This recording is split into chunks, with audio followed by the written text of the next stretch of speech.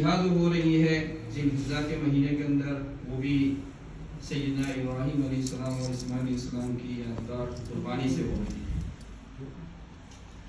محرم الحرام کے مہینے کے اندر حضرت عمر فاروق رضی اللہ تعالیٰ عنہ کی شہادت، اور انتہا کے اندر میں نے جیسے بتایا ذی الحجہ کے مہینے کے اندر قربانی، اور ان دونوں کے درمیان ایک عظیم قربانی اور مظلومانہ شہادت سیدنا عثمان غنی رضی اللہ تعالیٰ عنہ کی شہادت ہے۔ حضرت عثمان غنی رضی اللہ تعالیٰ عنہ کی شہادت 18 ذی الحجہ کو ہوئی۔ بڑا دردمندانہ اور مظلومانہ طور پر آپ کو شہید کر دیا گیا۔ حضرت عثمان غنی رضی اللہ تعالیٰ عنہ کا تعلق بنی امیہ سے تھا۔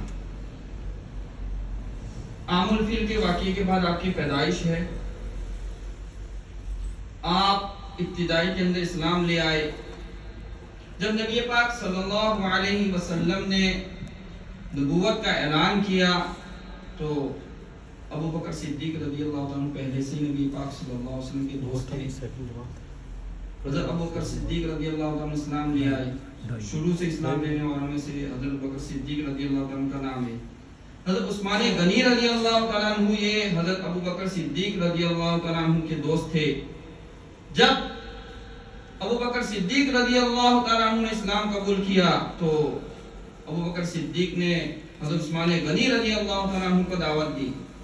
حضرت ابو بکر صدیق رضی اللہ تعالیٰ عنہ کی دعوت پر حضرت عثمان غنی رضی اللہ تعالیٰ عنہ اسلام لے آئے، اور شروع سے اسلام لینے والوں میں سے حضرت عثمان غنی رضی اللہ تعالیٰ عنہ کا نام بھی ہے۔ آپ کا خاندان بنو امیہ یہ بڑا معذب خاندان تھا۔ آگے جا کے آپ کا سلسلہ نسب نبی پاک صلی اللہ علیہ وسلم سے مل جاتا ہے۔ جب آپ اسلام لے آئے تو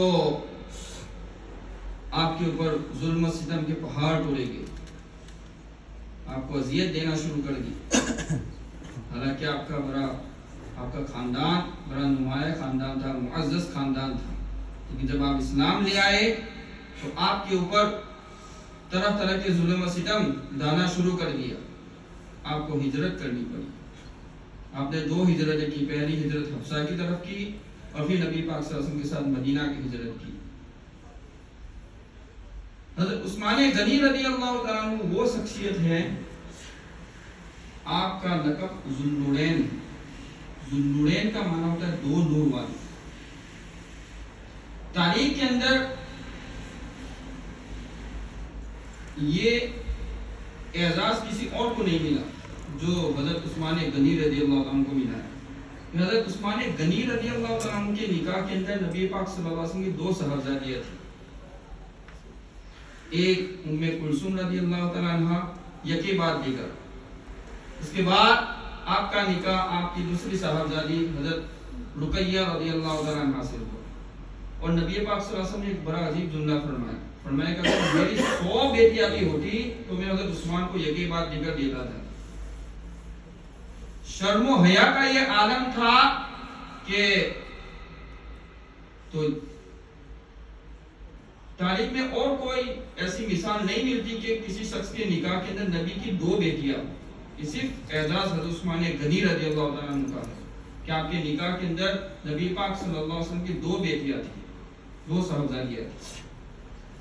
شرم و حیا یہ آپ کی نمایاں صفت تھی۔ ایک مرتبہ نبی پاک صلی اللہ علیہ وسلم گھر کے اندر تشریف آرام فرما رہے تھے۔ حضرت ابو بکر صدیق رضی اللہ عنہ نے اجازت طلب کی، آپ کو اجازت دی گئی۔ نبی پاک صلی اللہ علیہ وسلم کی جو یہ تہبند تھا، یہ کپڑا پھٹا ہوا، آن مبارک نظر آ رہی تھی، ٹیپ لگائے ہوئے تھے۔ ابو بکر صدیق رضی اللہ تعالیٰ نے اندر آنے کی اجازت طلب کی، آپ کو پرمیشن دی گئی۔ نبی پاک صلی اللہ علیہ وسلم اپنی حیثیت کے اوپر بیٹھے رہے۔ ابو بکر صدیق رضی اللہ عنہ آئے، آپ نے کچھ گفتگو کی، چلے گئے۔ تھوڑی دیر کے بعد عمر رضی اللہ تعالیٰ عنہ آئے، آپ نے اجازت طلب کی، آپ کو اجازت دی گئی۔ نبی پاک صلی اللہ علیہ وسلم اپنی حیثیت پر بیٹھے رہے، دان مبارک کھلی ہوئی تھی، ایک لگائے ہوئے تھے۔ आपने कोई चेंजिंग नहीं की। थोड़ी देर के बाद हजरत उस्मान गनी रजी अल्लाह तआला अन्हु ने इजाजत तलब की, तो नबी पाक सल्लल्लाहु अलैहि वसल्लम सीधे हो गए और आपने जो कपड़ा था राम मुबारक को ढांक लिया। थोड़ी देर के बाद आपसे पूछा गया, हजरत आयशा रजी अल्लाह तआला अन्हा ने आपसे पूछा कि अबू बकर सिद्दीक आए, आपने आप अपनी हैयत पर बैठे रहे। हजरत उमर रजी अल्लाह तआला अन्हु आए, आप इसी तरह हालत में बैठे रहे। जब हजरत उस्मान गनी रजी अल्लाह तआला अन्हु आए तो आप बिल्कुल सीधे हो गए, आपने अपनी राम मुबारक को ढांक लिया और आप टेक लगाए थे, बिल्कुल सीधे हो गए। क्यों? तो आपने उसके जवाब में जो जुमला इरशाद फरमाया कि अला अस्तही मिन रजुल तस्तही मिनल मलाइका, ये उस्मान वो शख्सियत है जिससे आसमान के फरिश्ते भी हया करते हैं, तो मैं उससे क्यों ना हया करूं। ये उस्मान रज़ी अल्लाह तआला की नुमाया सिफत थी। अल्लाह ताला ने आपको बेशुमार माल और दौलत अता फरमाई, सखी थे, गनी थे, इसलिए आपको कहते हैं हज़रत उस्मान गनी रज़ी अल्लाह तआला। आपको माल और दौलत भी अल्लाह ताला ने बेशुमार अता फरमाई थी, आप दिल के भी गनी थे। आपकी माल और दौलत से मुसलमानों को बहुत फायदा हुआ, जब भी जरूरत होती आप आगे होते थे। जब नबी पाक सल्लल्लाहु अलैहि वसल्लम ने मक्का से मदीना हिजरत की तो अपने मामला को ठीक किया। सबसे पहले जो काम किया नबी पाक सल्लल्लाहु अलैहि वसल्लम ने मस्जिद नबवी की तामीर का, कि मस्जिद कोई बनाई जाए। उसके लिए जमीन की जरूरत थी। नबी पाक सल्लल्लाहु अलैहि वसल्लम ने ऐलान किया, कौन है जो इस जमीन के इस हिस्से को खरीदे और जन्नत में अपना मकाम बनाए, अपना घर बनाए। हज़रत उस्मान गनी रज़ियल्लाहु अन्हु तैयार हो गए और आपने जमीन को खरीदा और मस्जिद के लिए वक़्फ कर दिया। फिर जब मदीने पाक में गए हिजरत करके तो मीठे पानी का कुआं नहीं था, मीठे पानी का सिर्फ एक कुआं था। उसके अंदर उसकी वो यहूदियों की मिल्कियत में था, एक यहूदी उसका मालिक था। वो क्या करता था कि मुसलमानों को उसे पानी नहीं पीने देता था। तो नबी पाक सल्लल्लाहु अलैहि वसल्लम की ये ख्वाहिश थी कि इस कुएं को खरीद लिया जाए। नबी पाक सल्लल्लाहु अलैहि वसल्लम ने ऐलान किया कि कौन है जो इस कुएं को खरीदे और जन्नत में अपना मकाम बनाए, घर बनाए। उसके लिए अब ये था कि यहूदी के उसकी मिल्कियत, उसका मालिक यहूदी था। यहूदी ये चाहता था कि ये कुआं भी मेरी मिल्कियत से में रहे और उससे मेरी आमदनी भी जारी रहे, उससे मुझे फायदा भी मिलता रहे और मेरी मिल्कियत में भी रहे। तो जब नबी पाक सल्लल्लाहु अलैहि वसल्लम ने ऐलान किया कि कौन है जो इस कुएं को खरीदे, बीर उम्मा, तो कौन है जो इस कुएं को खरीदे, उसके लिए हज़रत उस्मान गनी रज़ियल्लाहु तआला तैयार हो गए। लेकिन उस यहूदी ने क्या किया, उसने कहा कि ठीक है, मैं कुआं तो बेच रहा हूं, लेकिन आधा बेच रहा हूं, आधा मेरी मिल्कियत में होगा और आधा आपकी मिल्कियत में होगा। इसका क्या मतलब, एक दिन मेरी बारी होगी, दूसरे दिन आपकी बारी होगी। इस तरह इसने आधा बेचा ताकि जब दूसरे दिन उसकी बारी के अंदर कोई मुसलमान पानी भरने के लिए उस कुएं पर आए तो उससे वो पैसे ले। तो उसने ये किया कि आधा बेचा। हज़रत उस्मान गनी, हालांकि उसकी जो मिल्कियत थी उसे प्राइस भी ज्यादा लगाई, उसको पता था कि उसके मुसलमानों को उसकी जरूरत है, तो उसने आधा बेचा।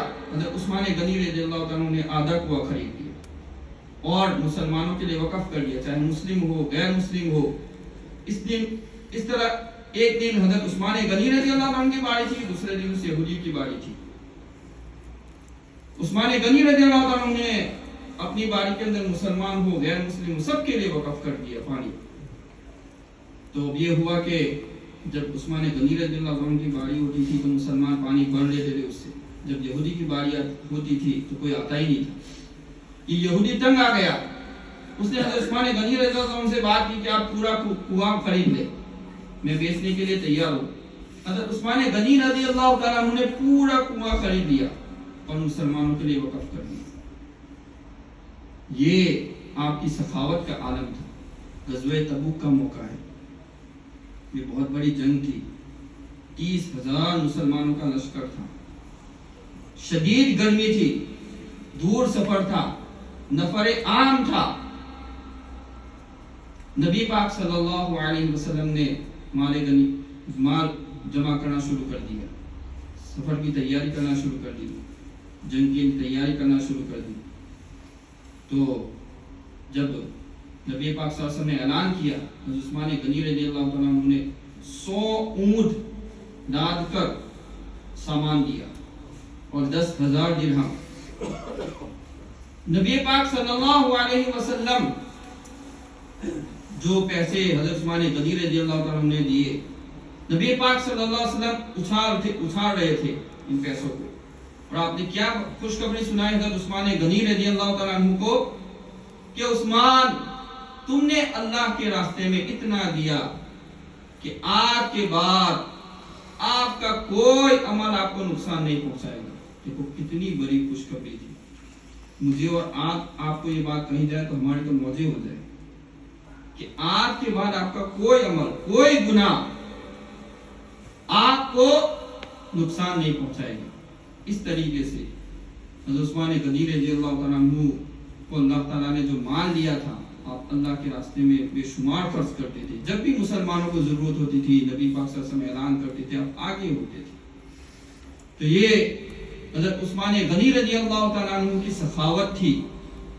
آپ کو غنی آپ کا لقب تھا، ذو النورین۔